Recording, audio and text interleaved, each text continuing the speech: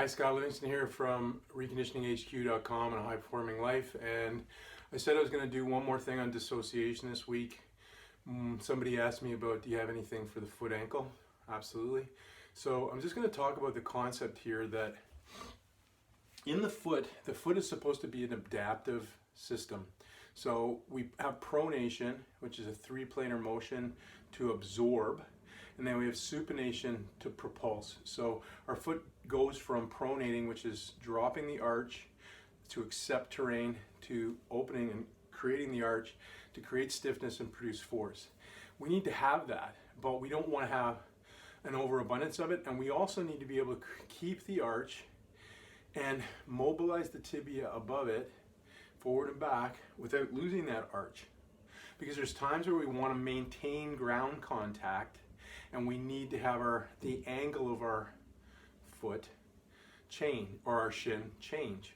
So an example would be when I land on the ground on an inside cut, I need to be able to have my full foot in that ground, but be able to have that angle at the shin.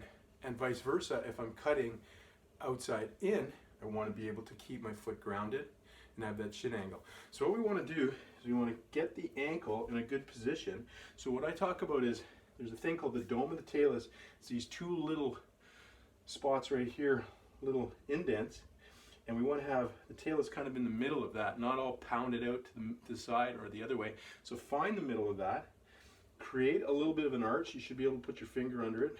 Relax your toes as much as possible. This in and of itself might be work for you, okay? Just to create an arch. You might even have to scrunch your toes a little bit to create that arch. Once you've got the arch, try to have the sensation of, I've got weight on my big toe, little toe heel, almost like you're squishing a bug under the big toe, squishing a bug under the little toe, and that you have enough weight on your heel that you have a sensitivity to it, but you don't feel like you're all on your heel. Okay, so you've got 3 points of contact. From that, keep those 3 points of contact. Shift forward, shift back, shift in, and shift out. Okay, forward, back, in, and out. And you can do that simply as an exercise to maintain that arch position while you mobilize. And then if you want to, you can take it up off the ground, do it standing. I'm not going to be able to do that because of my camera angle, but bottom line is we work on shin angle position, maintaining an arch. And that's essentially the concept of dissociation. I can move my tibia without effectively losing my arch. There's going to be times when I want to have that cascade, when I'm absorbing and when I'm producing force. But in general, I still want to be able to have that capability to move this independent of effect on the foot. Okay? Hope that is understandable. That's dissociation.